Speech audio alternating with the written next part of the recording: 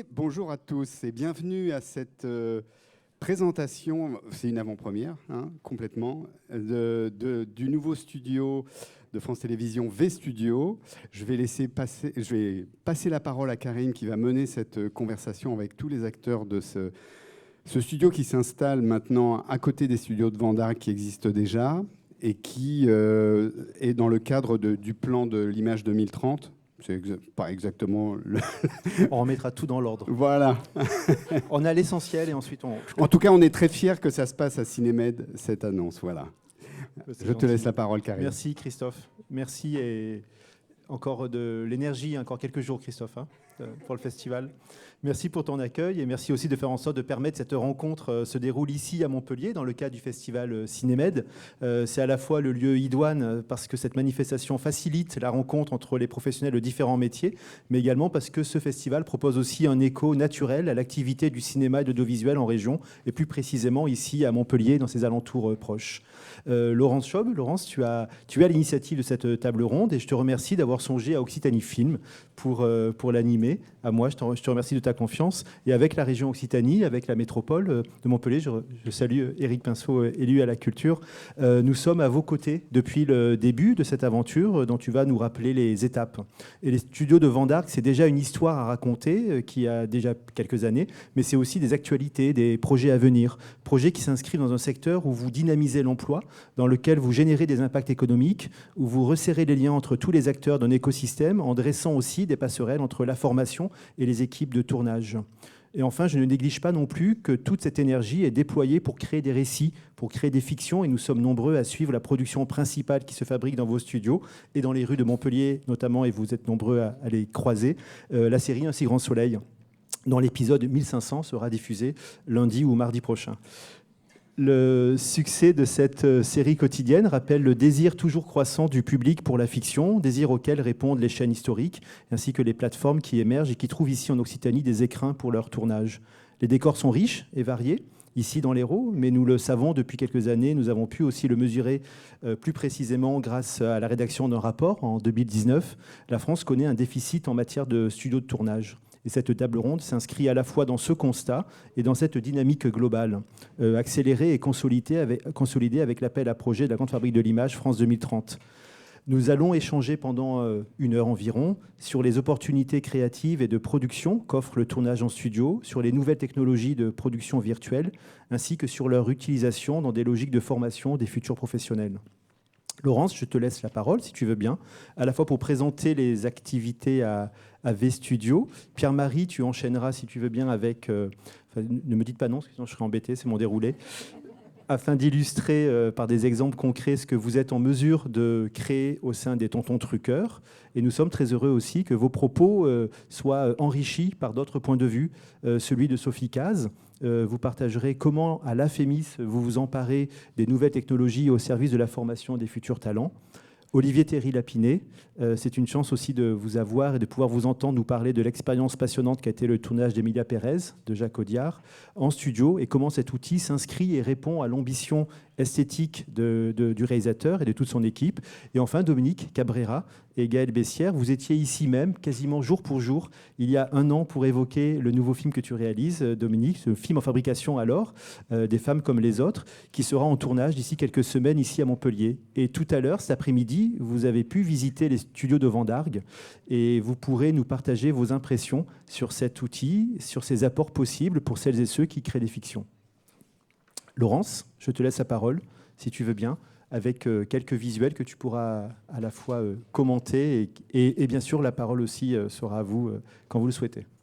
Donc, merci Karim, et puis merci à vous tous d'être ici. Je suis un peu émue parce qu'effectivement, c'est la première fois qu'on va parler des futurs studios, V-Studio donc. Effectivement, l'histoire a commencé en 2018 avec le lancement du feuilleton quotidien Un si grand soleil pour France 2.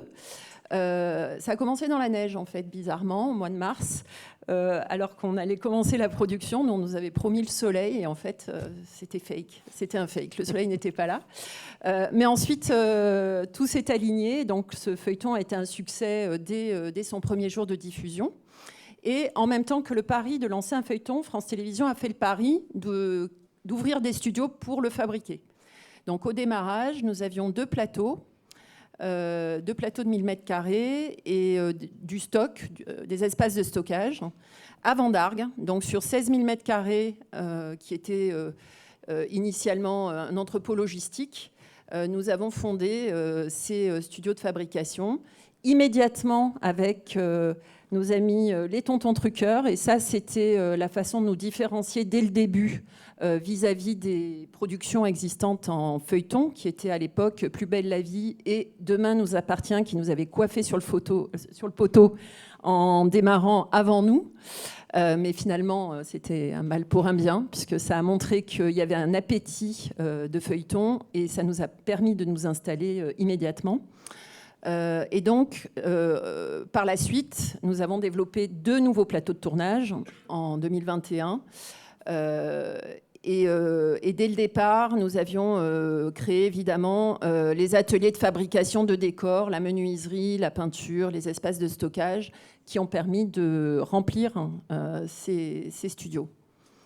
Et donc tout prochainement, et effectivement à la faveur de l'appel à projet France 2030 dont nous sommes lauréats avec 10 autres acteurs de Montpellier, de la filière, dont un autre studio de tournage. Oui, citons-les. Ce sont à la fois, ici, c'est 8 structures sur le territoire de la métropole. Il y a 2 structures à Toulouse, une dans les Pyrénées-Orientales. Ici, c'est à la fois PIC Studio, ce sont des studios aussi de VFX et puis des structures de formation. Tout à fait. Et donc, très prochainement, et quand je dis très prochainement, là, vraiment, on compte en jours, nous sommes à moins 14 jours de lancer ce nouveau projet. Et donc tout proche des plateaux actuels, toujours à Vendargues, à 5 minutes en mobilité douce, et bientôt avec l'arrivée du bus tram desservi et à 15 minutes en transport en commun du centre de Montpellier.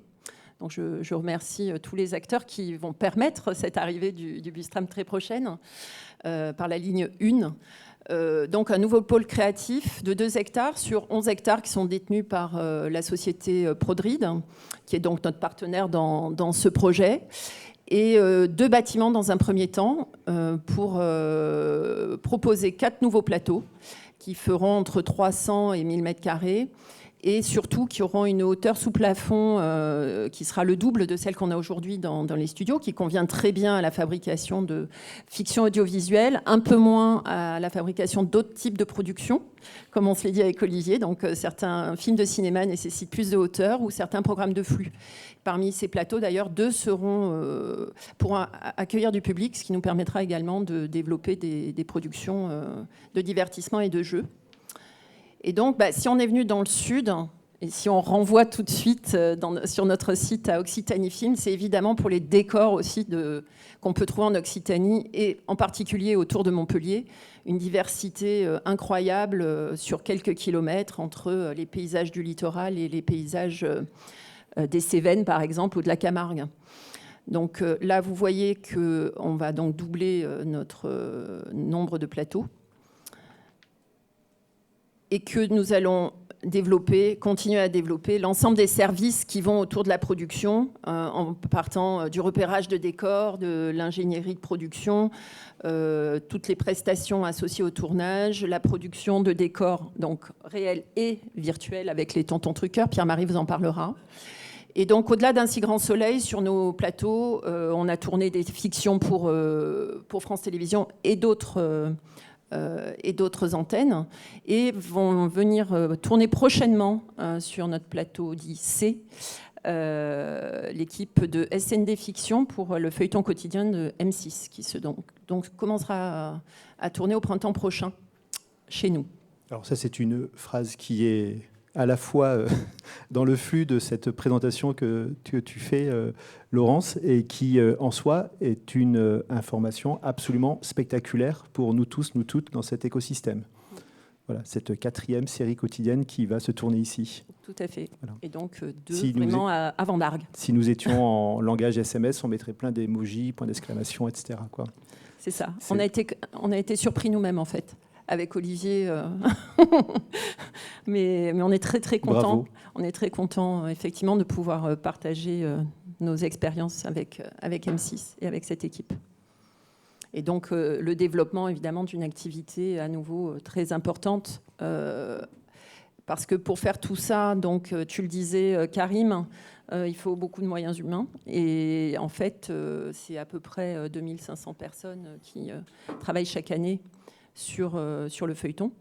Donc ça fait effectivement beaucoup d'emplois.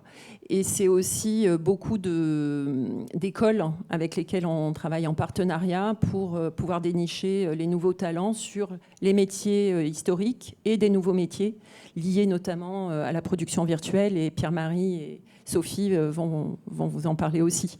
Parce que ces actions de formation sont majeures. Quand on est arrivé ici, on avait besoin d'un certain nombre de compétences qu'on ne trouvait pas toujours. Et donc, on a dû aider à se former et à trouver un emploi très rapidement.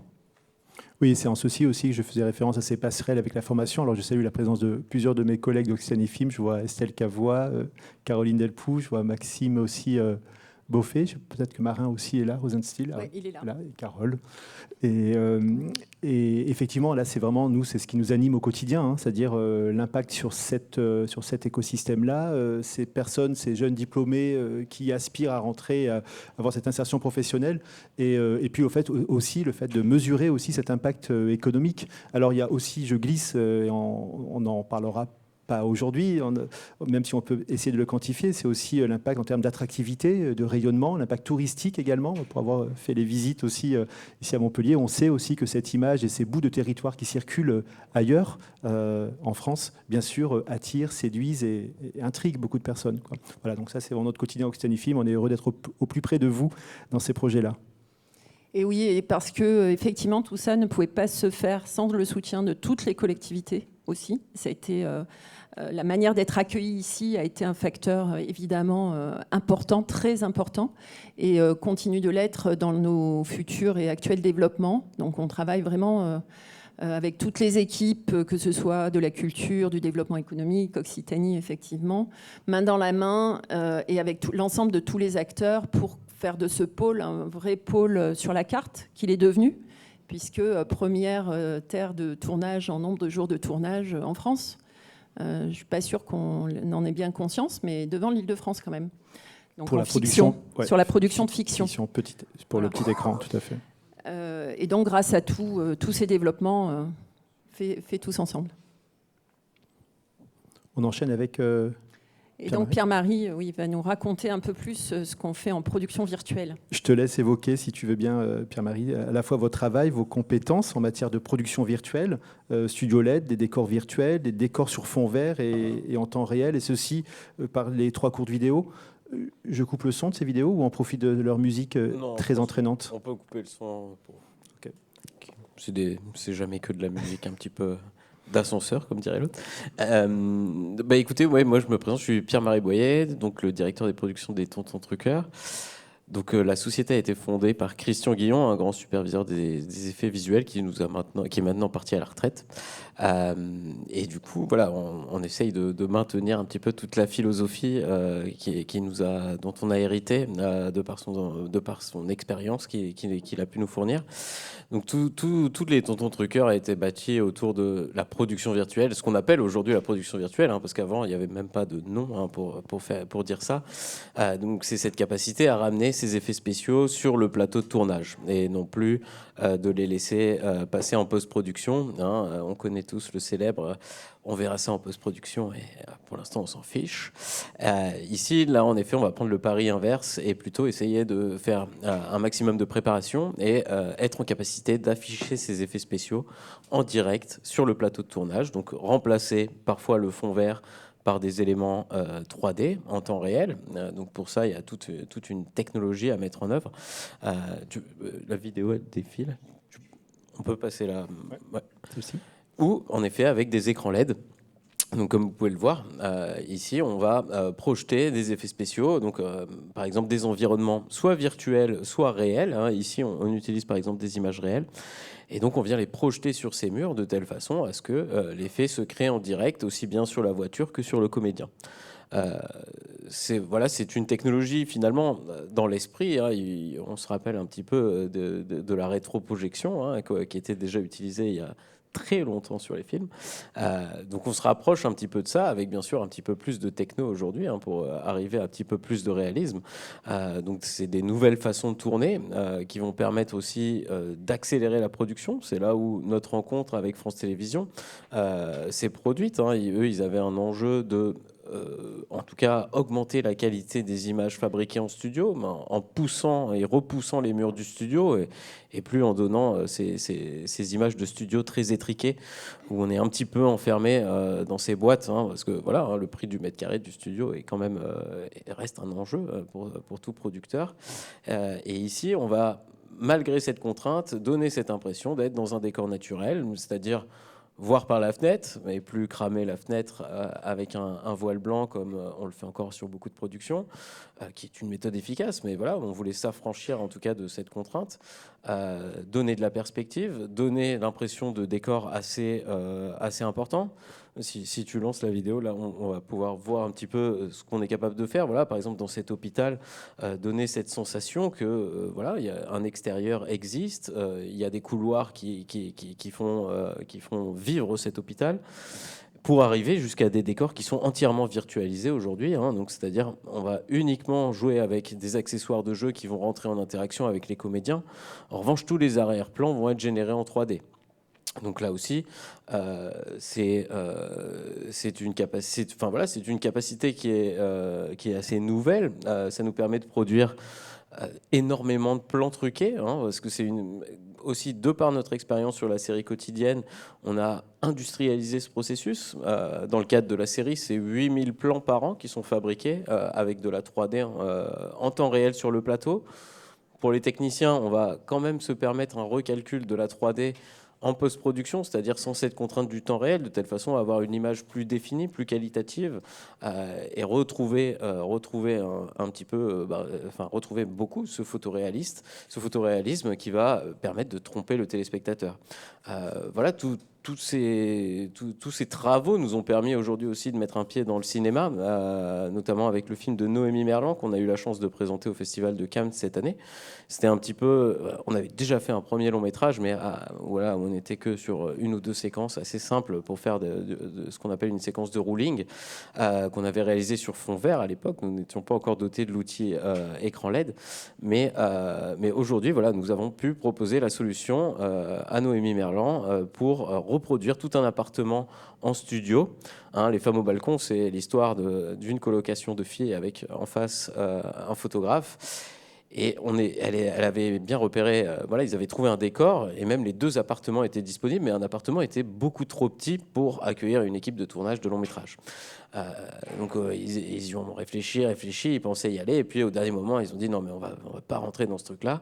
Donc ils ont dit bon, on va appeler les Tonton Truckers, ils seront certainement capables de nous reproduire ça. Et donc au travers du fond bleu, on a reconstruit en scannant tout l'immeuble à partir de drones. Donc on a fait une journée de drone pour vraiment capturer l'ensemble de l'environnement à reproduire, ce qui nous a permis de le fabriquer en 3D. Et une fois que nous l'avions, on était capable de le mettre dans toutes les situations. Donc dans le film, parfois il pleut, parfois il fait jour, parfois il fait nuit. Mais une fois que nous avions le modèle 3D, nous étions capables de le rendre interactif d'une certaine manière pour l'adapter au récit. Et ça, une fois qu'on avait fait ça, on a pu partir en tournage. Et là, sur le tournage, voilà, Noémie Merlan, quand elle ne jouait pas la comédie, parce qu'elle était aussi actrice, pouvait voir au retour du combo réalisateur l'appartement d'en face avec les actions nécessaires en temps réel. La chef opératrice a pu aussi travailler sa lumière en cohérence, bien sûr, avec les choses que nous allions incruster. C'est tout ce confort, en fait, qu'on va essayer d'amener. Et bien sûr aussi un temps de traitement de post-production qui va être accéléré, on va dire, par rapport à la méthode qu'on va qualifier de traditionnelle, c'est-à-dire, voilà, ou en tout cas la méthode qu'on utilisait auparavant, où on faisait tout ce travail de post-production en post-production. Voilà, là, on va faire une partie du travail en pré-production, en reconstruisant d'ores et déjà cet environnement virtuel. en tournage avec ce tracking caméra qui va s'opérer en temps réel et une première prévisualisation. Et finalement, la post-production sera juste presque une conformation. J'exagère un petit peu parce que pour le cinéma, on va quand même un petit peu aller plus loin et retravailler tout ça. Mais en tout cas, qui sera bien plus accéléré que si on avait utilisé une méthode un peu plus classique. Pierre-Marie, je te trouve à la fois très clair, très didactique. Je suis sûr que je pense que tout le monde a bien visualisé, mais je voulais quand même m'assurer que pour l'ensemble, alors je vois pas mal de professionnels pour qui c'est vraiment le vocabulaire quotidien, mais est-ce que c'est clair pour tout le monde? Est-ce que certains souhaitent des précisions techniques sur ce qui vient d'être dit? Parce qu'il me semblait aussi que tu n'as pas jargonné du tout. Et pour ma part, je crois avoir tout compris, donc c'est bon signe. C'est bon pour tout le monde? Alors tu peux enchaîner. Et oui. Non, mais s'il ose, ça peut-être aidera les autres. Non, c'est bon, alors c'est parfait, c'est clair. Juste, tu as dit pendant qu'il y a eu 2 films avec des scènes de ruling. Est-ce que c'était pour Monsieur Spade? Non, c'était pas pour Monsieur Spade. Et pour les complices? C'était pour les complices. Les complices. Exactement. C'était pour les complices, voilà, où nous avions fait une séquence de voiture. À l'époque, nous n'avions pas encore doté de l'outil LED, donc on l'avait fait sur fond vert. Mais c'est vrai qu'aujourd'hui, voilà, on aurait pu proposer ce nouvel outil qui est arrivé en début 2024. On l'a ouvert en janvier. Et donc maintenant, qui est vraiment un set entouré d'écrans LED, donc 100 mètres carrés d'écran, qui vont nous permettre de fabriquer des séquences de rolling dans n'importe quel contexte. Alors, on parle de rolling, mais en effet, on peut parler de n'importe quel véhicule. Ça marche aussi bien avec des hélicoptères, des avions, et je ne sais quoi. On peut tout inventer. Pourquoi pas des vaisseaux spatials? Ça me plairait beaucoup. Et du coup, voilà, ce plateau qui est accessible d'ores et déjà à Vendargue, et qui est en train d'être déplacé un petit peu, et qui sera opérationnel dès le 11 novembre. Et donc voilà, je vous invite à venir visiter ça, et si vous avez des films qui pourraient en avoir l'usage, n'hésitez pas à nous contacter. Est-ce que tu es en train de laisser entendre que tout le monde peut venir visiter? Parce que je précise que c'est pour des projets. Il faut un projet quand même. Voilà, Ouais. ok. Pas du tourisme, mais... Est-ce que je lance la 3e vidéo? Oui. Oui, donc ça, c'est notre dernière activité un petit peu complémentaire. C'est aussi, en effet, qui fonctionne toujours avec cette réalité virtuelle, cette production virtuelle. Voilà. C'est un outil qui va nous permettre, qu'on appelle la motion capture, donc qui va nous permettre de capturer des mouvements de personnages pour ensuite les replaquer sur des personnages 3D. Et donc, quand on va fabriquer ces décors en 3D, bien sûr, on va les rendre vivants en proposant un certain nombre d'animations à l'intérieur. Donc, bien entendu, c'est souvent des personnages très photoréalistes, enfin, des personnages humains. Et du coup, on va capturer des mouvements humains pour les replaquer sur ces on va dire, mannequins 3D, pour donner cette sensation de réalisme, encore une fois, et qui se comporte un petit peu normalement. Parce que, voilà, on peut utiliser des animations, on va dire, keyframe, ce qu'on appelle keyframe, c'est-à-dire qui ont été fabriqués par un artiste 3D. Néanmoins, ça reste, ça a beaucoup été utilisé, mais voilà, on va avoir quand même un petit peu une démarche un petit peu robotique parfois. Après, il y a des excellents artistes, mais ça coûte très cher de fabriquer comme ça. Et du coup, c'est vrai que cette technologie nous permet vraiment de capturer, notamment quand il y a un comédien qui a une gestuelle un peu spécifique, ça nous permet, voilà, de replaquer ces mouvements sur ces personnages 3D et de le rendre un petit peu vivant et très humain, quoi. Donc ça, c'est notre dernière technologie qu'on propose actuellement. Voilà, on a la chance de travailler avec Ubisoft. Voilà, le monde du jeu vidéo est assez friand de ce genre de technologie aussi, parce qu'ils ont beaucoup de personnages virtuels. Et du coup, mais qui est aussi très, très utilisé, qu'on utilise de plus en plus pour nos environnements 3D. Ben merci, ça m'a semblé en effet très clair. Je t'invite à passer le micro à ta voisine de droite, c'est Sophie Caz. Vous êtes aujourd'hui directrice générale adjointe de la prestigieuse école AFEMIS. Et merci et bravo Laurence aussi. Il nous a semblé vraiment très pertinent de découvrir comment les nouvelles technologies nourrissent les formations pratiques de vos étudiantes et étudiants. Et je précise aussi que vous êtes lauréat aussi, que l'AFEMIS est lauréat de la grande fabrique de l'image France 2030 pour vous nous préciserez, mais c'est pour 3 nouvelles formations de l'AFEMIS au décor, à la série et à l'éco-production. Je vous laisse commenter ces quelques visuels. Est-ce que vous voulez avoir la main sur le passage? Je vous laisse le faire, merci beaucoup. Merci beaucoup d'être présent. Merci à Laurence Schwab et à France Télévisions du coup d'avoir proposé à la FEMIS d'être représentée dans cette table ronde. Effectivement, notre école Je me permettrai d'abord de dire quelques mots et après, évidemment, de rebondir sur tout ce qu'on a déjà entendu, parce qu'effectivement, vous verrez que ça a un sens par rapport à la pédagogie que nous déployons dans cette école. Donc, la FEMIS est implantée à Paris 18e. Vous voyez là un visuel. Nous sommes sur 10 000 mètres carrés et nous avons la chance de pouvoir proposer en gestion toute l'année. Nous accompagnons 200 étudiants en formation initiale, toutes sections confondues. Je vais revenir sur les quelques métiers auxquels nous formons. Et 300 personnes qui viennent se former en formation professionnelle.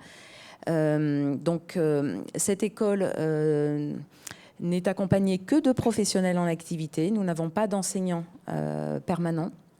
Nous restons ainsi au contact, en tout cas on l'espère, de professionnels. D'ailleurs, Dominique Cabrera, qui est présente dans notre table ronde, a eu la gentillesse et le grand professionnalisme d'accompagner nos étudiants récemment. Donc, effectivement, nous sommes très attachés à pouvoir rester vraiment en lien avec les professionnels pour que les étudiants puissent bénéficier des savoir-faire, évidemment, qui se pratiquent. Une pédagogie qui se déploie sur 1 an à 4 ans. Nous formons au métier de réalisateur, de scénariste, à l'image, donc chef opérateur, au montage, au son, au décor, je vais y revenir, à la production. Donc nous avons une productrice parmi nous, voilà, et puis bon, un directeur de production aussi, un producteur aussi, voilà, tout à fait. Nous formons également à la distribution, exploitation. Donc distribution plutôt le volet marketing, exploitation plutôt la gestion des salles. Et également, nous formons au métier de script. Et depuis une dizaine d'années, nous formons à la création et à l'écriture de séries. Donc la FEMIS, c'est une école publique de cinéma et de séries soutenue par l'État et le Centre national du cinéma. Alors, effectivement, nous sommes implantés en région parisienne, hein, nobody's perfect, mais évidemment, très désireux et nous avons vraiment répondu à l'invitation de France Télévisions de venir visiter ces nouveaux studios parce que nous sommes effectivement très attachés au tournage en studio et que nous avons besoin, nous, de réfléchir au futur. L'histoire du cinéma et de l'audiovisuel est en permanence en lien avec l'évolution des techniques. Donc les nouvelles technologies, bien sûr, font partie de nos réflexions et même de nos pratiques, puisqu'à l'école, nous associons en permanence théorie et pratique. Pour vous donner un exemple, chaque année, ce sont 200 productions filmées que nous accompagnons à travers des exercices ou même des courts-métrages.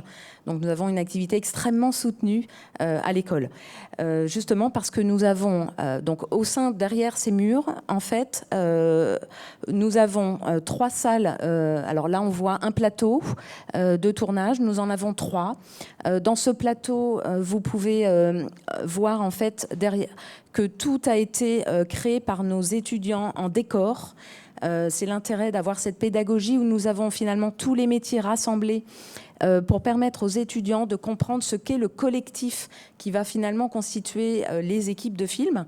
Donc c'est très important de pouvoir bénéficier du concours des étudiants en décor qui viennent dessiner, maqueter, puis travailler justement en réel, monter sur des feuilles de bois. La plupart du temps, on recourt à d'autres matériaux également. Il y a tout un apprentissage en 4 ans pour pouvoir se former justement à la construction de décors et pouvoir accompagner les étudiants réalisateurs ou les étudiants chefs opérateurs, par exemple, à venir déployer ensuite des propositions d'histoire à l'intérieur de ces décors. Donc à l'école, ce sont 3 plateaux, dont un plateau en fond vert. Et je vais effectivement vous montrer ce visuel. Nous y tournons des choses assez variées. On y fait évidemment des exercices. Justement, on travaille autour de cette question du vert. Au cinéma, on fait travailler nos chefs opérateurs, nos futurs chefs opérateurs, étudiants, à justement comprendre les possibilités de ce fond vert. Mais évidemment, on travaille aussi avec les étudiants en décor, parce que justement, dans le visuel d'après, on va voir, alors c'est cette chose assez étrange, nous y déployons effectivement un exercice qui s'appelle Exoplanète et qui va changer de nom, qui va s'appeler maintenant Interstellar. C'est-à-dire c'est un exercice dans lequel on amène les étudiants en décor et les étudiants en images à imaginer ce qu'est une exoplanète. Demain, plutôt un travail autour, justement, tu parlais des vaisseaux spatial, justement de travailler autour du vaisseau spatial. Donc, sur des choses qui sont... les exoplanètes, en fait, sont des planètes qu'on ne peut pas voir à l'œil nu. On n'en a que des connaissances théoriques. Et on fait travailler les étudiants avec des astrophysiciens qui, eux, viennent expliquer justement ce que sont les exoplanètes, que certaines peuvent être gazeuses, en tout cas on le devine. Et les étudiants, leur travail, ça va être d'essayer de passer de l'imaginaire à une concrétisation de cet imaginaire pour essayer de transposer une représentation de cette exoplanète. Donc là, en l'occurrence, on voit des choses sculptées. Donc il y a effectivement un accompagnement par des sculpteurs. On travaille avec MPC, qui est une société d'effets visuels qui vient justement accompagner les étudiants pour créer des trucages, parce que on travaille comme du temps de Méliès, avec des trucages où on peut, ou même une époque plus récente, c'est-à-dire pour donner le sentiment qu'on est sur un univers gazeux, on va par exemple jeter un Doliprane, pardon d'avoir cité cette marque, dans l'eau et donc provoquer une ébullition qu'on va filmer pour justement donner un sentiment qu'un projectile arrivant sur cette planète va générer par exemple un effet gazeux ou tout simplement créer une atmosphère gazeuse. Donc en gros plan, ça fait effectivement des effets. Donc on peut arriver à des trucages extrêmement sommaires, très artisanaux, auxquels on est toujours très attaché à l'école, à aussi l'emploi de technologies bien plus élaborées, ce qu'on voit sur le plan d'après. La photo d'après, voilà, où on voit un étudiant effectivement coiffé d'un casque avec un matériel bien plus sophistiqué et dans lequel, effectivement, grâce au fond vert, on va pouvoir aussi incruster, grâce au concours de cette société qui nous accompagne, justement des plans qui ont été tournés, enfin pas des plans, en l'occurrence des représentations qui ont été imaginées par les étudiants pour aboutir à un film de 4-5 minutes. Et donc demain, l'exercice se fera autour d'un vaisseau spatial, mais toujours dans l'idée de passer du dessin à la maquette, au décor, une partie du décor réel, mais aussi du partie de décor virtuel. Donc les plateaux, pour nous, c'est très important à l'école. Les étudiants ne tournent pas d'ailleurs que en plateau, ils tournent aussi évidemment en extérieur. Mais c'est vrai que sur les plateaux, on réfléchit aujourd'hui à une pédagogie aussi sur les murs de LED. Donc, dans le prochain semestre, nos étudiants de 3e année en images, mais aussi tous les étudiants de 3e année dans toutes les sections que je vous ai citées vont, alors pas la série quand même, la distribution et l'exploitation, mais tous les autres vont être initiés à ce qu'est le mur de LED, son potentiel, ses limites. Les étudiants en images auront la possibilité aussi de faire des pelures et puis on espère aboutir même à un tournage. Bon, là, on est encore en train de chercher le partenaire, jetant une grande perche à mes voisins de gauche et de droite, voilà, pour pouvoir permettre cette concrétisation. Mais en tout cas, on a à cœur de pouvoir toujours permettre aux étudiants de connaître finalement la réalité, puisque au bout des 4 ans de leur pédagogie, ils vont arriver sur le marché du travail. Alors, nous avons aussi, et Karim le disait tout à l'heure, eu la chance d'être lauréat de la Grande Fabrique de l'Image, donc cet appel à projet dont France Télé aussi est lauréat, parce que nous voulons déployer 3 nouvelles formations. L'une en éco-production qui, pour nos étudiants en formation initiale, mais aussi en formation continue pour tout public, qui viendrait se sensibiliser à l'apport de l'éco-responsabilité sur le métier à la production.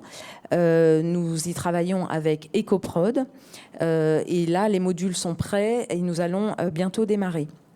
2 formations, par contre, en formation initiale, de durée plus courte, que celle que j'énonçais tout à l'heure, qui se déploie plutôt en 4 ans. Ces 2 futures formations, l'une d'initiation à l'écriture de séries pour un public de niveau bac, très désireux de raconter des histoires, quel que soit leur univers. Ça sera une formation en 1 an. Et nous espérons pouvoir la lancer en septembre 2026.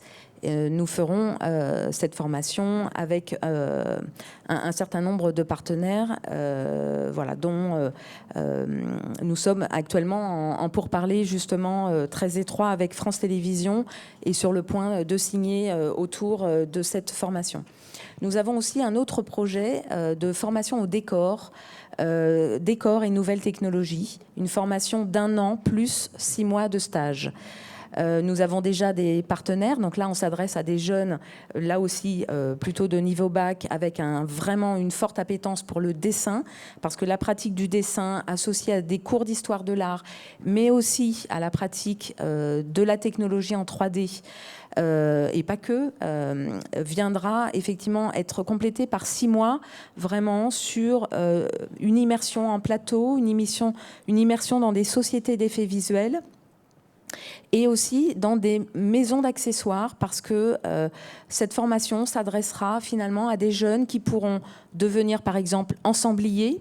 Quand vous êtes sur un plateau, il faut tout un nombre d'accessoires pour donner l'illusion du vrai, mais aussi avoir du vrai sur le plateau. Donc il y a des sociétés d'accessoires qui nous ont tout de suite dit oui.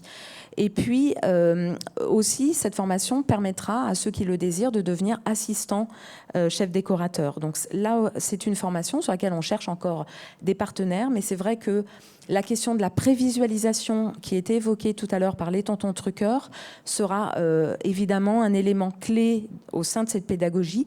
Et nous travaillons en l'occurrence avec l'école Georges Méliès, qui est implantée à Orly, qui viendra justement accompagner nos étudiants une partie du temps pour l'apprentissage au dessin, mais aussi à la 3D. Et voilà, donc là aussi, cette formation sur un horizon septembre 2026. Voilà sur le propos que je voulais vous dire. En tout cas, la FEMIS est attachée aux pratiques artisanales. C'est vraiment dans notre ADN, mais aussi parce que nous épousons notre temps, avec toute l'histoire de l'évolution du cinéma, nous épousons les différentes technologies et permettre aux étudiants de devenir des futurs professionnels. Merci Sophie. C'était à la fois très clair, et puis cette dernière remarque aussi à la fois synthétisée et résumait bien l'intention et les projets à la FEMIS qu'on suit de près. Olivier, à l'image, alors quelques films de votre filmographie à la production. Laurence aussi a imaginé, moi je trouve ça vraiment passionnant, on était nombreux à être subjugués à Cannes quand on a découvert ce film tourné en grande partie dans les studios de Brie-sur-Marne. Est-ce que vous voulez bien, et Jacques Audiard s'est exprimé à quelques reprises dans les médias, l'apport esthétique, l'apport artistique, pourquoi les studios ont répondu aussi parfaitement à son attente. Est-ce que vous pouvez nous en dire plus de ce tournage et de ce choix de ce studio? Je vais essayer en tout cas. En fait, ce qu'il faut dire un peu historiquement, c'est que ce film était envisagé comme un opéra. Oui. Donc par la force des choses, un opéra, c'est en antérieur. Donc on a essayé de l'envisager artistiquement. Pardon comme Olivier, ça. j'ai l'impression que votre micro est un peu bas, ou alors vous êtes un peu loin du micro. Je pense qu'il faut vous le rapprocher. Faut que je me mette comme ça. Ah oui, vous c'est m'entendez parfait, là ouais. Très bien. Je recommence pas. Il était envisagé comme un opéra. C'est vrai que parfois on entend... Ouais, le film était envisagé comme un opéra. Donc par la force des choses, on s'est dit il faut qu'on trouve quelque chose de visuellement intéressant et fort pour ce projet. Ensuite, l'idée de tourner au Mexique. Bon, là, les images, c'est le Mexique. L'idée de tourner au Mexique, je n'avais pas l'air de satisfaire énormément Jacques Audiard. Il voulait quelque chose de plus confortable. Donc, on s'est dit le studio. Donc l'avantage du studio, évidemment, c'était un peu quand même une épopée. Je ne sais pas si vous avez vu le film, mais c'est-à-dire qu'il faut refaire le Mexique en France, dans des studios à Paris. Ça commence à se complexifier un petit peu. Donc c'était qu'est-ce qu'on peut faire, comment on peut envisager ça, comment ça ne va pas coûter trop d'argent non plus. Voilà, c'était un peu toutes les données qu'on a eues au départ, qu'on a essayé de résoudre. Et automatiquement, on s'est tourné vers le studio qui nous a apporté, le confort. Le réalisateur était heureux. Il n'avait pas besoin de se déplacer dans des véhicules. Il avait juste à aller au studio le matin et rentrer le soir chez lui. Dominique vous en parlera, elle va adorer bientôt. Et c'est important, le confort d'un réalisateur, parce que là, vous le voyez en image, c'est très beau derrière. Ensuite, c'était beaucoup plus simple pour envisager je dirais, toute la mise en scène, comment on va fabriquer toutes les chorégraphies, comment organiser tout ça. Donc c'était beaucoup plus pratique pour nous de le faire en studio. On pouvait répéter sur un plateau à côté, faire revenir nos danseurs et tourner ensuite sur le plateau. Ça, c'est pas rien, mais en extérieur, c'est un peu plus complexe, comme vous pouvez l'imaginer. Donc il n'y avait que des bonnes raisons pour faire du plateau pour nous. Les studios ont été le moteur même de ce projet, en fait. Important pour nous. Voilà. Est-ce que vas-y, je t'en prie, Dominique. Prends le micro. Est-ce que tu veux un véhicule personnel? Est-ce que vous avez plusieurs? Est-ce que vous avez mêlé des prises de vue réelles? Par exemple, est-ce que vous avez tourné des images au Mexique? Il y a des images qui sont tournées au Mexique, très peu, mais la fin du film est tournée au Mexique. Il y a la grande parade à la fin est tournée au Mexique. Sinon, le marché, par exemple? Non, pas du tout. Le marché, il est là, le marché. Le marché est totalement tourné en studio. Qu'est-ce qui a été tourné en studio? Il y a 2-3 extérieurs qu'on reconnaît à peine d'ailleurs. Et il y a la ville de Mexico, parce qu'évidemment, on ne va pas refaire la ville de Mexico sur les plans aériens. Voilà. Karim, vous vouliez dire? Est-ce qu'il y avait aussi plusieurs décors sur plusieurs plateaux? Est-ce que vous passiez oui, là, de plateau en plateau? On a squatté à peu près tous les studios possibles à Paris. C'était assez compliqué parce que beaucoup de monde faisait tourner en studio à ce moment-là. Donc on a utilisé 2 studios différents. Un studio à Saint-Denis, qui est l'ancien studio d'AB Productions. Pour les jeunes, c'est Dorothée. Et un studio qui est le studio de Brie-sur-Marne, où là, on a utilisé 5 plateaux différents pour reproduire différents trucs. Et ça, c'est tourné à Saint-Denis, où il y avait Dorothée. Il n'y a plus Dorothée, il y a des Mexicains à la place. Ouais. Voilà. Non, la grande difficulté en fait pour ce film, c'était de trouver de la figuration pour que ça soit réaliste. Et on s'est aperçu que les Mexicains en France, il n'y en a pas beaucoup. Donc on a écrémé. Donc je pense que c'est le truc qui se repère le plus quand vous avez l'habitude de voyager en Amérique du Nord. Vous apercevez qu'il n'y a pas de Mexicains dans ce film, qu'il y a plus des gens d'Amérique du Sud ou d'Amérique centrale, mais très peu de Mexicains. Et il y a une actrice mexicaine. Mais ça a été la grande difficulté, la figuration sur ce film. Voilà. Mais pour le reste, ça n'a été que facilité de tourner en studio. Et alors, vous avez commencé en citant ce terme d'opéra. C'est vrai qu'il y a eu cette hésitation entre opéra et comédie musicale pour le film. Enfin, je montre Guillaume, parce que Guillaume Boulanger est passionné de comédie musicale. Donc, quand il est là, je le montre pour... Mais finalement, en fait, on comprend que le tournage... Musicale, on n'a pas hésité, en fait. La comédie musicale s'est imposée d'elle-même. Oui. Au départ, c'était effectivement lié tout ce que voulait Jacques, c'était de la chanson. Donc pour lui, c'était assez important pour pouvoir faire passer l'émotion du film. Et ensuite, la danse est venue assez tard, en vrai. C'était pas quelque chose qui était envisagé. C'était envisagé, mais on n'avait pas vraiment d'idée de comment ça allait se faire, qu'est-ce qui allait être fait. Même le chorégraphe était assez surpris d'avoir aussi peu de temps pour pouvoir imaginer les chorégraphies. Mais bon, petit à petit, les choses se sont mises en place et au fur et à mesure de la préparation, on a abouti à ce film. La durée du tournage? 10 semaines, je crois. 42 jours de tournage. Alors, il y aura peut-être des questions, des précisions. Est-ce que c'est le cas, tout de suite, sur le tournage de ce film? Alors, on enchaîne, si vous voulez bien. Dominique et Gaël, je vous ai dit en introduction tout à l'heure. Est-ce que vous voulez bien nous partager vos impressions de professionnels de la réalisation et de la production, à la fois sur ce qui vient d'être dit, si vous le souhaitez, mais aussi de votre visite des studios cet après-midi? Bon, alors, allez, je me lance. Donc, évidemment, moi, je viens un peu d'un autre monde, l'inscription du réel et la joie que procurent les aléas dans la fabrication d'un film. Bon, des aléas, il y en a tout le temps, hein, même dans les studios. Mais ce que je pourrais dire, peut-être, au fond, pourquoi j'ai eu envie de visiter ces studios. J'ai rencontré par hasard Laurence, un aléa.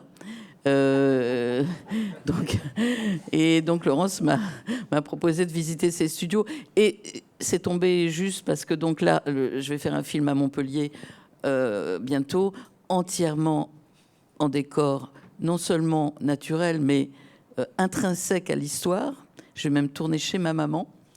Donc voilà, sans lumière, sans machinerie et sans déco. On va prendre les choses telles qu'elles seront, avec bien sûr plein de problèmes, forcément, hein, c'est la vie, tant mieux. Et les problèmes nous aident à ce que nos films soient meilleurs peut-être. Mais il se trouve que j'ai un autre projet qui est complètement différent.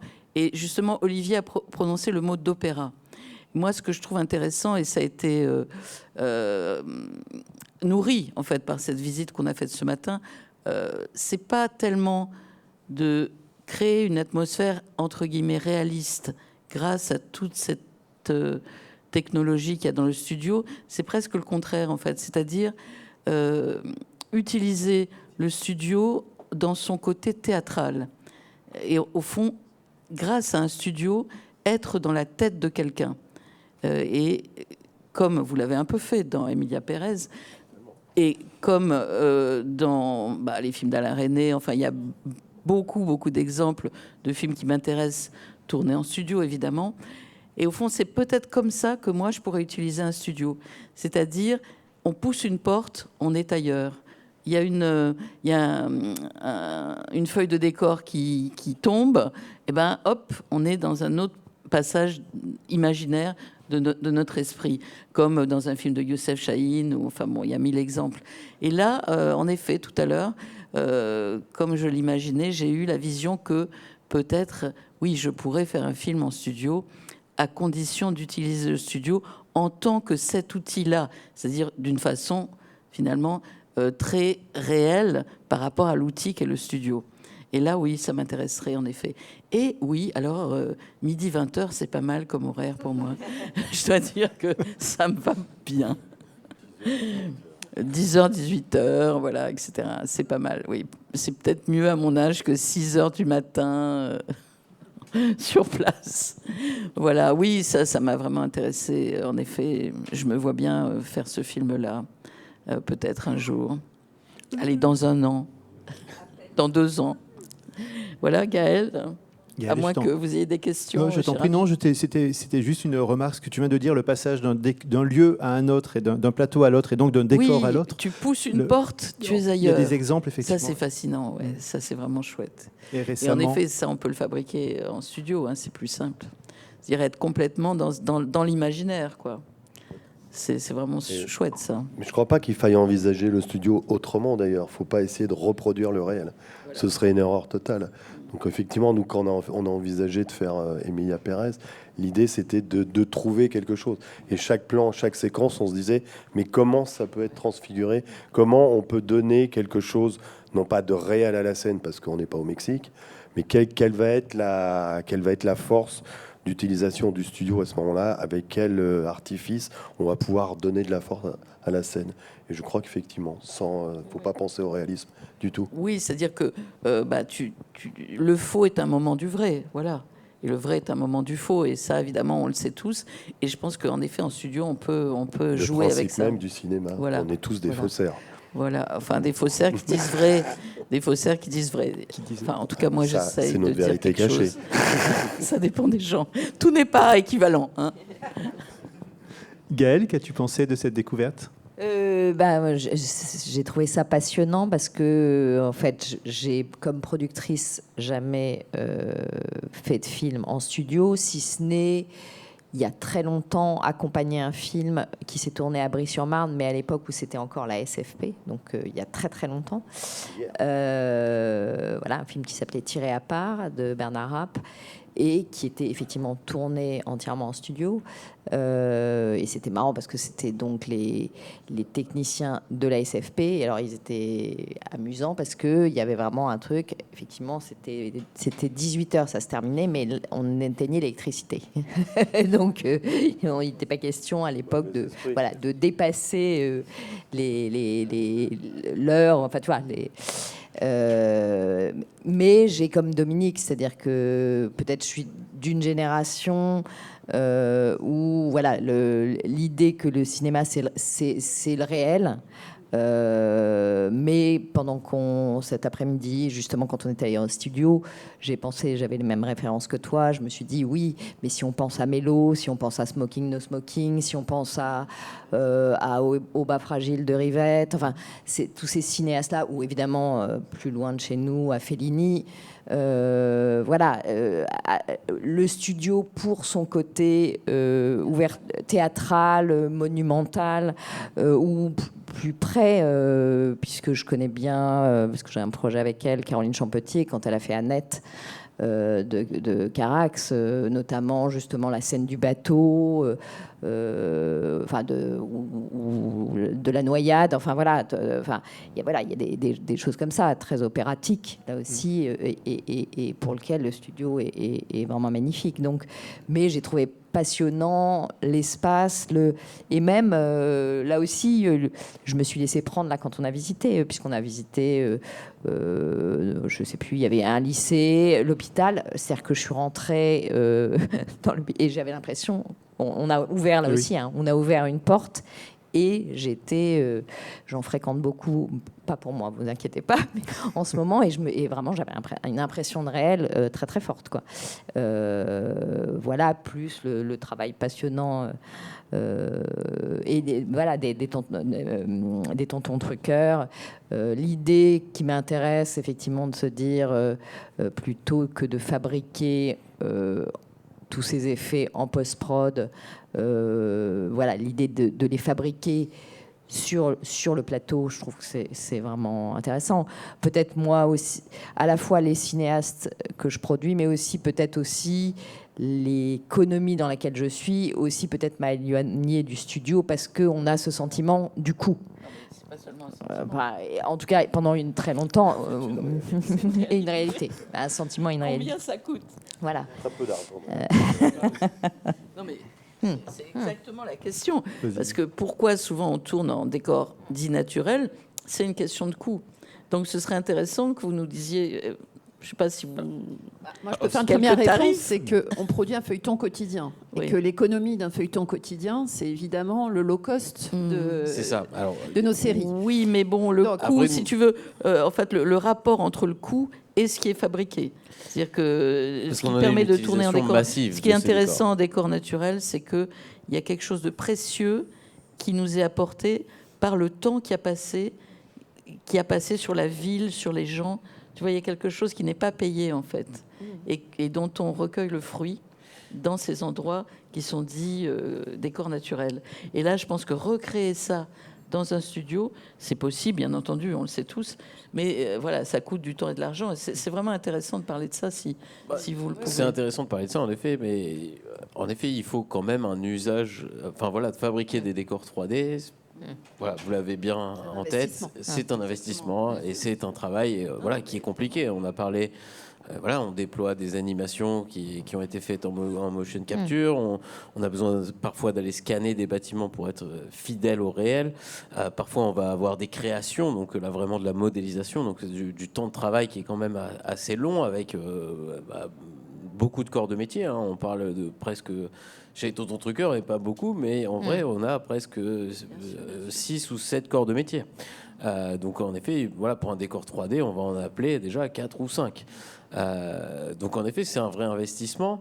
C'est là où voilà, il y a une vraie discussion à avoir avec la réalisation. Si, en effet, c'est une séquence one-shot et qu'on se dit, bon, alors voilà, on se dit c'est le money shot, alors ok, on y va, bon, ben voilà, ça va coûter de l'argent. Mais voilà, c'est le money shot, on en est conscient. Si en revanche on se dit non mais ouais, c'est pas un truc si important et c'est one shot, ça va pas être la technologie à mon avis qui va être privilégiée. On va se dire c'est trop cher pour faire un truc comme ça où c'est pas intéressant. En revanche on se dit on va se faire un décor 3D et voilà, je sais pas moi, un tiers du film va se passer dans ce lieu-là et on va le faire évoluer. Voilà, on sait que on aura la tempête quand on la demande. On sait qu'on aura un éclairage. Voilà, on a besoin de 2 couchers de soleil. Enfin, des trucs qui sont très difficiles à obtenir finalement dans le réel. Et ben là, ton investissement, tu vas le retrouver parce que avoir tes 3 journées de tournage et en fait qui vont devenir 6 parce que tu vas rater 2 fois le coucher de soleil. Et ben finalement, là, tu te dis, voilà, ce temps qu'on a mis sur la 3D, bah, c'est gagné parce que le coucher de soleil, on va le tourner en 1 jour et demi, si ce n'est en 1 jour, parce qu'on sait qu'il est là pendant 8 heures. Et donc, et plus, hein, parce que maintenant, on n'éteint plus quand même. Les arguments sont imparables. Hein.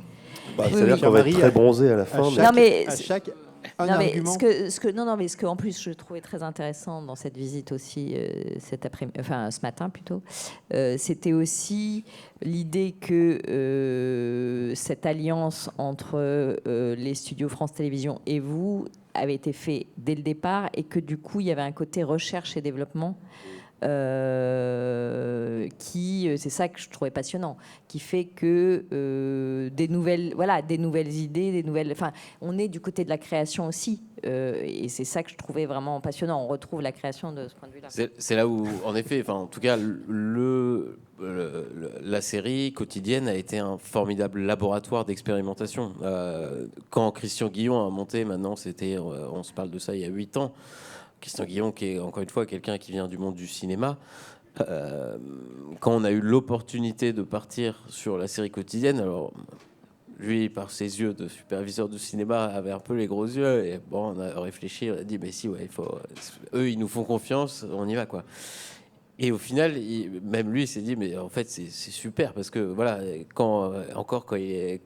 avant qu'il prenne sa retraite, on était déjà au 900e jour de tournage, il était là, j'ai fait plein de trucs, mais j'ai jamais fait un film qui dure 900 jours de tournage. Ça, c'est vraiment...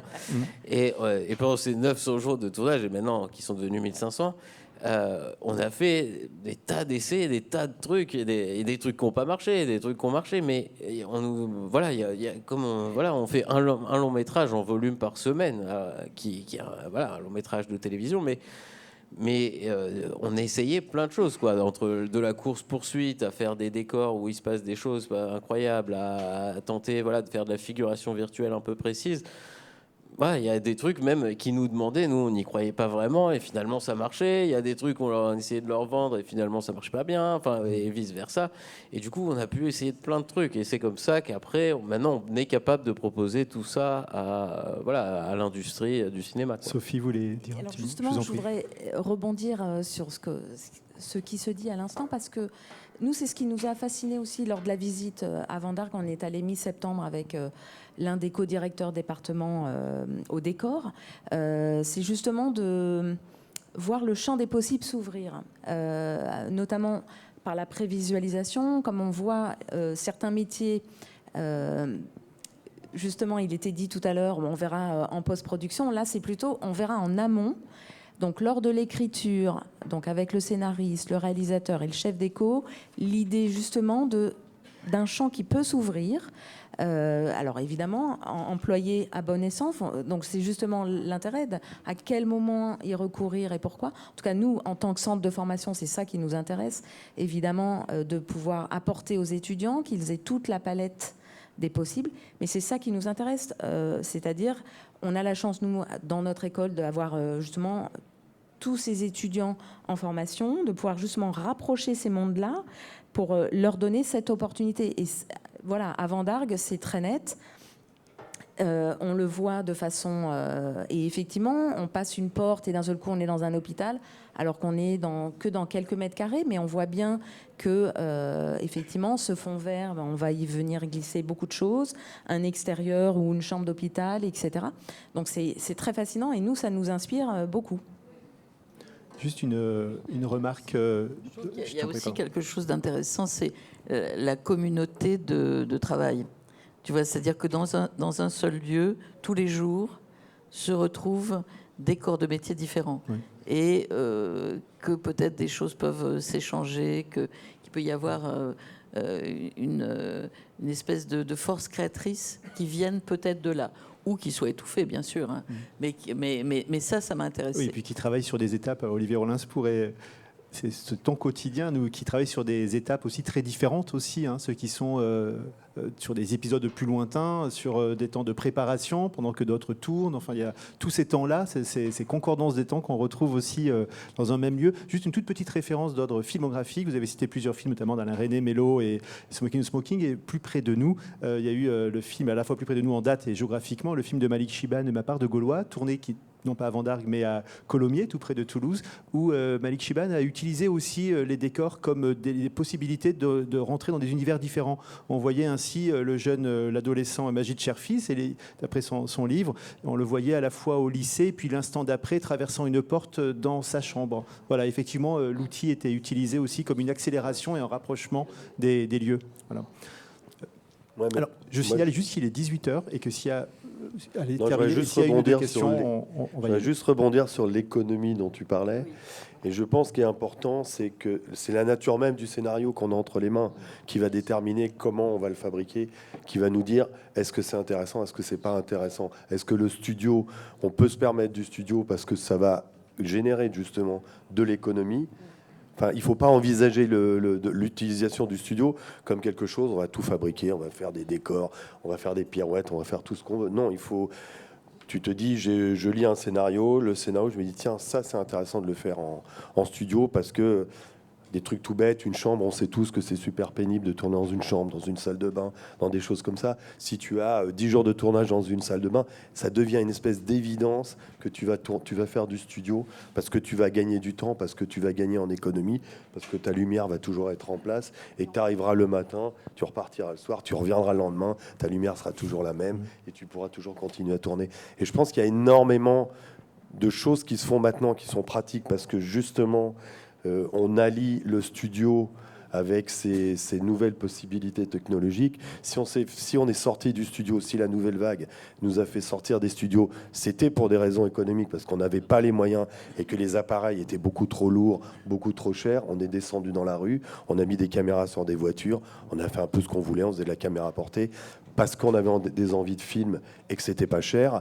Aujourd'hui, je pense qu'on est en train de faire un espèce d'effet inverse, où peut-être que le studio et ces nouvelles technologies vont nous redonner cette espèce de facilité économique à générer autre chose, en fait. Et même dans la narration, dans le discours qu'on peut avoir dans le cinéma, on est en train de retrouver une grammaire qui était un peu épuisée. À l'inverse, certains films ne peuvent pas se faire en décor naturel, en fait, et ne peuvent se faire qu'en studio pour des raisons économiques aussi. Exactement. Tout existe, mais effectivement, tous les projets ne sont pas, comme tu le dis, Olivier, désignés à être faits en studio et réciproquement. Mais ce qui est plaisant à entendre quand on vous écoute, c'est l'aspect créatif et que procure finalement cet endroit, qui n'était pas forcément au départ ce qu'on peut imaginer. Voilà, on imagine, dès qu'on parle studio, on parle grande fabrique, on parle industrie. Voilà. Et en fin de compte, on se rend compte en vous écoutant que c'est aussi un facteur d'inspiration, le studio. Comme le disait d'ailleurs Jacques Audiard lui-même en parlant de son film. Et peut-être tu peux nous en parler. Tu bavardes à côté. Que Jacques Audiard disait que le studio avait finalement été une source d'inspiration pour son film avec la musique. Et que donc finalement on est dans un rapport inverse à ce qu'on imagine habituellement, c'est-à-dire le studio comme un lieu industriel. Complètement. Il n'avait jamais tourné en studio. Il n'envisageait même pas de tourner en studio. Et quand on lui a offert cette possibilité-là, il n'y a vu que... Il a dit, tiens, ça peut être vraiment intéressant. Et ça a été effectivement, pour lui, une facilité. C'est-à-dire qu'un truc tout bête, mais de se déplacer dans des décors naturels, en l'occurrence au Mexique, sur des routes chaotiques et poussiéreuses, où tu passes 3 heures pour rejoindre un décor, d'un seul coup, tu perds du fluide. Non, mais tu perds du fluide. Ça paraît idiot comme ça, mais Dominique connaît ce truc. Un réalisateur a besoin de se concentrer sur le travail de sa journée. Et le simple fait d'arriver en studio, d'être assez détendu, de pouvoir s'installer tranquillement, d'être là sur son plateau et de se dire tiens, je me concentre juste en fait sur de la création. Et pour lui, ça a été une nouvelle façon. Enfin, c'était que de la création. Il n'a jamais été aussi heureux, disait-il, que d'être là tranquillement à pouvoir créer, exactement, et à ne pas perdre de temps sur d'autres choses qui on fait pas du cinéma en dehors du plateau en fait. Je me permets juste également de rebondir sur une chose qui a été Ce sera dite. presque le mot de la fin, cher Pierre-Marie. Alors, je sais pas si c'est le mot de la fin sur ça, mais en l'occurrence, voilà aussi, il faut avoir en tête que ces nouvelles technologies vont permettre de démocratiser aussi les effets spéciaux. C'est vrai on utilise des nouveaux outils qui sont plus rapides, qui sont plus vite, qui sont issus aussi du monde du jeu vidéo, il faut le savoir. C'est ce qu'on appelle les outils de temps réel, qui nous permettent de du coup calculer plus vite, itérer plus vite, montrer plus de choses rapidement, simplifier les chaînes de fabrication. Et du coup, bien sûr, dans notre métier, on le sait tous, le temps c'est de l'argent. Et du coup, cette vitesse va nous permettre en effet de rendre accessibles ces effets spéciaux. C'était aussi cette vision qu'on avait développée avec Christian. Et en fait, voilà, ouais, on est en capacité aujourd'hui. Voilà, on est en train de fabriquer deux documentaires des documentaires qui, à l'époque, il n'y a pas encore si longtemps, s'interdisaient des effets spéciaux 3D un petit peu compliqués, un petit peu riches. Aujourd'hui, on est en capacité de le faire. Bien sûr, tout ça représente quand même un certain coût, mais c'est plus les coûts, en tout cas, qui étaient il y a encore 2 ou 3 ans sur des technologies qu'on appelle précalculées, où pour en rendre une image, on prend entre 5 et 10 heures. C'était encore le cas et c'est encore le cas aujourd'hui. Beaucoup de standards de VFX pour des gros blockbusters, on est sur ces temps de rendu et ces temps de travail. Donc 5 à 10 heures pour calculer une image. Il y en a 24 pour le cinéma. Donc je vous laisse calculer quand on veut faire un plan, ne serait-ce que de 30 secondes. Donc ces temps-là sont aujourd'hui en train de fondre et donc nous permettent de proposer des VFX accessibles. Donc j'invite les producteurs à vraiment, en tout cas, venir nous consulter. Après, on n'a pas, voilà, peut-être en effet c'est vraiment trop compliqué, mais le prix des effets spéciaux a diminué ces dernières années et c'est important de s'en rendre compte. C'est grâce aux évolutions technologiques et du coup, ils deviennent de plus en plus accessibles. Eh bien, merci beaucoup à vous 6 d'avoir réussi à partager et des informations et des réflexions en 60 minutes pile. Bravo. Laurence, est-ce que tu veux peut-être conclure et peut-être... Moi, je voudrais vous remercier tous d'être venus et puis effectivement d'avoir partagé vos expériences et la vision que ça vous a donné des studios. Et puis j'espère que nous aurons l'opportunité de nous revoir pour des projets et également avec certains d'entre vous dans la salle. Sophie également, puisque en effet, on réfléchit ensemble sur les sujets de formation. Et puis avec d'autres partenaires présents aussi dans la salle, plus proches géographiquement, mais peut-être que la FEMIS montera un jour une antenne à Montpellier, qui sait. On a le cours Florent déjà qui s'est déporté tout près de nous. Et donc on sera très heureux très bientôt d'inaugurer nos futurs studios et dont l'activité démarrera, on l'espère, dans 1 an à peu près. Donc bienvenue à tous les créateurs sur cette terre de création qu'est l'Occitanie. Eh bien, merci beaucoup à vous. Merci de vos présences.